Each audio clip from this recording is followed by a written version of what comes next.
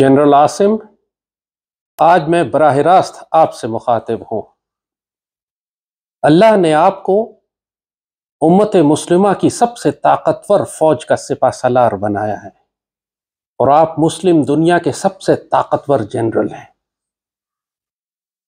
اللہ نے آپ کے دل میں قرآن پاک کو محفوظ کیا ہے۔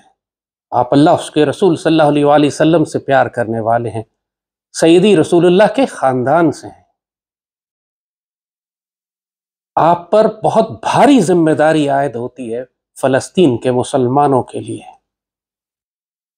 آپ کی ذمہ داری صرف پاکستان تو نہیں ہے، پوری مسلم دنیا ہماری ذمہ داری ہے، اور خاص طور پر فلسطین، جہاں صورتحال اب اتنی خراب ہو چکی ہے کہ شمالی غزہ کے 7 لاکھ فلسطینی بھوک سے مر رہے ہیں اور جنوبی غزہ کے 15 لاکھ کسی بھی لمحے اسرائیلی یلغار میں تہس نہس کیے جا سکتے ہیں، شہید کیے جا سکتے ہیں، اور جو کائنات کا ظلم ہو سکتا تھا وہ آپ کی آنکھوں کے سامنے غزہ میں ہو رہا ہے۔ پاکستان بنا بھی نہیں تھا تو ہمارے بڑوں نے فلسطین کے لیے آوازیں اٹھائی تھیں۔ علامہ اقبال، قائد اعظم تو خود مصر تشریف لے کے گئے، تمام عرب حکمرانوں کو جمع کیا، مفتی اعظم فلسطین سے ملاقات کی اور یقین دلایا کہ ہمیشہ پاکستان فلسطین کے مسلمانوں کی مدد کے لیے کھڑا رہے گا۔ جب اس یہودیوں نے پہلا نکبہ کیا، قائد اعظم نے لاکھوں رائفلیں خرید کے عربوں کو بھجوائیں کہ فلسطینی مسلمانوں کی مدد کی جائے۔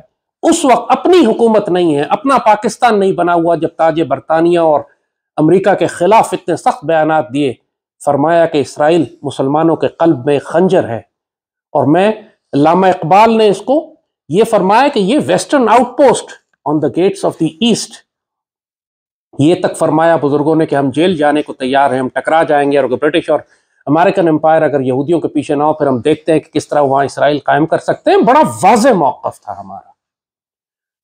اور پھر ہماری پوری تاریخ، پاکستان ہمیشہ اسرائیل کے خلاف کھڑا رہا ہے۔ 67 کی جنگ ہو، 73 کی جنگ ہو، ہم نے مصر کی مدد کی جا کے اسرائیل کے خلاف، ہم نے اردن کی مدد کی، ہم نے شام کی مدد کی، ہم نے عراق کی مدد کی۔ 73 میں تو خود پاکستان ٹوٹے 1.5 سال ہوا تھا، ہم اپنی تاریخ کے سب سے کمزور ترین مقام پر کھڑے ہوئے تھے، اس کے باوجود ہم نے اپنی اینٹی ایئر کرافٹ یونٹس اور اپنی بٹالینز کو ہم نے بھیجا جارڈن کے اور سیریا کے اور عرب ملکوں کے دفاع کے لیے، ہماری ایئر فورس گئی، ہم نے اسرائیلی جہاز مار کر گرائے۔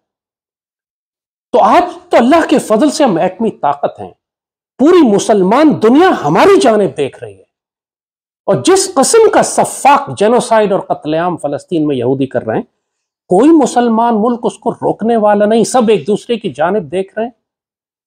یہ پاکستان کی ذمہ داری ہے کہ پہلا قدم اٹھائے۔ جب انڈیا اسرائیل کی مدد کرنے کے لیے ویپنز اور ڈرونز بھیج سکتا ہے تو ہم فلسطین کے مسلمانوں کی مدد کرنے کے لیے اینٹی ٹینک گائیڈڈ میسائلز اور سرفیس ٹو ایئر میسائل اور ایئر فورس کا کور کیوں نہیں دے سکتے؟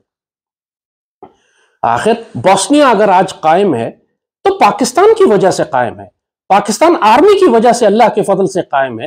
ہم نے تو اس وقت یو این کی امبریلا میں، یو این فورسز تھی ہماری، ہم نے ان کے اندر ہوتے ہوئے یو این کے مینڈیٹ کی خلاف ورزی کرتے ہوئے بوسنیا کی مدد کی، سربز کو پیچھے ہٹایا، ورنہ آج بوسنیا کا نام و نشان نہ ہوتا۔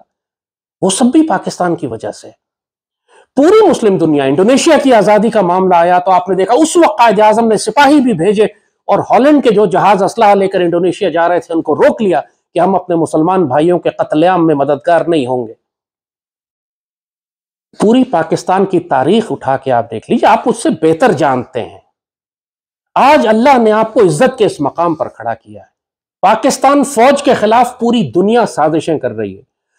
پاکستان کے اندر غداروں کی ایک فہرست ہے کہ جو پاکستان میں بغاوت کرنا چاہتے ہیں اور پاک فوج کو ٹارگٹ کر رہے ہیں، اور عوام کے دلوں میں نفرت پیدا کرنے کی کوشش کر رہے ہیں، اور پاکستانی قوم قیادت تلاش کر رہی ہے۔ ہماری سیاسی قیادت آپ نے دیکھ لی، سب ناپاک غلیظ۔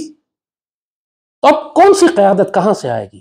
ظاہر ہے کہ لوگ پاک فوج کی جانب دیکھیں گے۔ ہمیشہ جب پاکستان کو مشکل پڑی یا امت مسلمہ کو مشکل پڑی تو لوگوں نے پاک فوج کی جانب دیکھا ہے، اور آج ظاہر ہے کہ اللہ نے اس پاک فوج کی قیادت آپ کو دی ہے۔ یہ سب ہلالی پرچم آپ نے بلند رکھنا ہے۔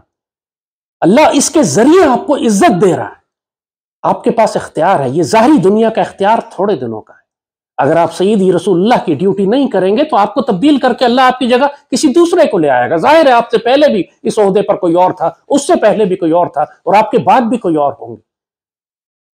لیکن جو سعادت کا موقع آپ کو آج مل رہا ہے وہ ریٹائرمنٹ کے بعد تو نہیں ملے گا. آج آپ صاحب اختیار ہیں. آج آپ اسرائیل کو دھمکی دے سکتے ہیں. آج آپ دنیا کو اکٹھا کر سکتے ہیں یہودیوں کے خلاف کہ 20 لاکھ سیدی رسول اللہ کی امت کا بہترین حصہ ذبح ہو رہا ہے, اور ہم تماشا دیکھتے رہیں, پاکستان دیکھتا رہے کہ وہ رون دیے جائیں اسرائیلی ٹینکوں کے نیچے, ان کے بچے, ان کی عورتیں. یہ جینوسائیڈ ہے جو ہماری آنکھوں کے سامنے لائیو براڈ کاسٹ ہو رہا ہے, اور پاکستان دیکھتا رہے. پاکستانی قوم کو تو ہم کیا کہیں گے؟ یہ آپس میں ان کو سیاست دانوں نے, فرقہ وارانہ جماعتوں نے, دہشت گرد گروہوں نے, قوم پرستوں نے اتنا تقسیم کر دیا ہے کہ یہ قوم امت کے بارے میں تو سوچ ہی نہیں رہی. لیکن جن کو اللہ نے ریاست کی ذمہ داریاں دی ہیں ان کا کام ہے سوچنا. جو مرضی مشکلات ملک میں ہوں, ہم پاکستان کی قیادت اور مسلح افواج سیدی رسول اللہ کی امت کی ذمہ داریاں ترک نہیں کر سکتے. آپ پہ لازم ہے کہ آپ فلسطین کے مسلمانوں کی مدد کریں, اسرائیل کو دھمکی دیں, بے شک اس کو جا کے اگر ہٹ مارنا پڑے جیسے ہم نے پہلے مار کے گرایا تھا, کریں جا کے آپ.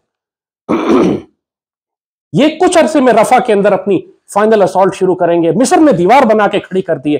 آپ مصر سے بات کریں, آپ اردن سے بات کریں. اردن چند ایک جہاز ایئر ڈراپ کیے ہیں انہوں نے نارتھ غازہ میں سپلائز کے. پراپرلی اگر ہم بات کریں تو سینکڑوں جہاز, ہمیں پورا ایئر برج بنانے کی ضرورت ہے کہ جو ہم جا کر غزہ کے اندر سپلائز ڈراپ کریں. آپ نیول شپ بھیجیں, بیٹل شپ بھیجیں, دیکھیں کس کا باپ روکتا ہے تو بتائیں. جرت ہے کسی کی روک کے دکھائیں, اس کو نیوکلیئر کور دیں, بے شک ہم ایک صحیح حد تک ہم جائیں گے. کیا 20 لاکھ مسلمانوں کو ذبح ہوتے دیکھ لیں اور ہم اسرائیل کو دھمکی بھی نہ دیں؟ اس وقت کوئی ملک اسرائیل کو دھمکی نہیں دے رہا, اور وہ صرف پاکستان سے خوف زدہ ہیں. فلسطینی دنیا میں کسی ملک کی جانب نہیں دیکھ رہے, پاکستان کی جانب دیکھ رہے ہیں. فلسطینیوں نے یہ تک کہا تھا کہ ہانیہ کا بیان تھا کہ اگر پاکستان صرف ایک دھمکی دے دے تو اسرائیل جنگ روک دے گا. اور اسرائیل تو ہمارے خلاف ویسے ہی حالت جنگ میں ہے. انڈیا کی کس طریقے سے انڈیا کو وہ اسلحہ سپلائی کر رہا ہے. کشمیر میں اسرائیل موجود ہے.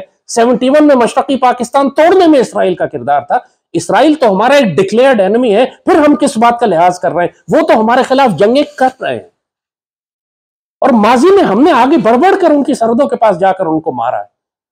اور اب تو جیسے کہا اللہ نے ہمیں نیوکلیئر میزائل بھی دیے ہیں, نیوکلیئر ویپنز بھی دیے ہیں. ہمارے پاس ویپن پروگرامز بھی اتنا سٹرونگ ہے کہ اب ہم امریکنز پہ ڈیپینڈنٹ نہیں ہیں. ہمارے پاس Chinese weapon system plate forms بھی ہیں. پہلے میں F-16 کی وجہ سے مجبور ہو جاتے تھے. آپ کے پاس وقت زیادہ نہیں ہے.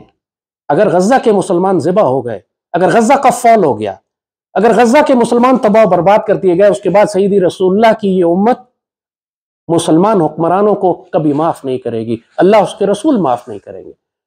پاکستان میں آج جو مخالفت آپ کے خلاف ہو رہی ہے ختم ہو جائے گی اگر پاکستانیوں کو یہ نظر آ جائے کہ ایک سپہ سالار ایسا اٹھا ہے جو پاکستان کی بھی حفاظت کرنا جانتا ہے اور سیدی رسول اللہ کی امت کی بھی حفاظت کرتا ہے. پھر کسی کی مجال نہیں ہوگی آپ کے خلاف بات کر سکے. پوری قوم آپ کے ساتھ کھڑی ہو جائے گی. جو سیاسی اختلاف ہمارا ہو, لیکن ہر پاکستانی غزہ پر رو رہا ہے, اور سب یہ سوال کرتے ہیں کہ پاک فوج کیوں خاموش ہے. اور واقعی مجھے بھی نہیں معلوم پاک فوج کیوں خاموش ہے. کیا آپ کو سعودی عرب نے دھمکی دی ہے, UAE نے دھمکی دی ہے؟ ظاہر ہے اسرائیل اور امریکہ ہمیشہ ان دو ملکوں کے ذریعے پاکستان کو بلیک میل کرتے ہیں کہ ہم انویسٹمنٹ بند کر دیں گے, پیسے روک لیں گے, بینکوں سے پیسہ نکال لیں گے, آپ کے بندے واپس بھیج دیں گے. یہی جب ہم ترکی اور ملیشیا کے ساتھ ہمارا الائنس بن رہا تھا, اس وقت بھی سعودی عرب نے یہی دھمکی دی تھی نا. آج اسرائیل کا دفاع بھی یہی ملک کر رہے ہیں بدنصیبی سے. اگر یمن میں اسرائیل کے خلاف اتنا بڑا سٹینڈ لیا, امت مسلمہ کا سب سے کمزور ملک جو سالوں سے جنگ میں تھا اس نے سٹینڈ لے لیا آج فلسطین کے لیے. کیا بگاڑ لیا امریکہ نے اس کا, کیا دنیا کی طاقتوں نے اس کا بگاڑ لیا.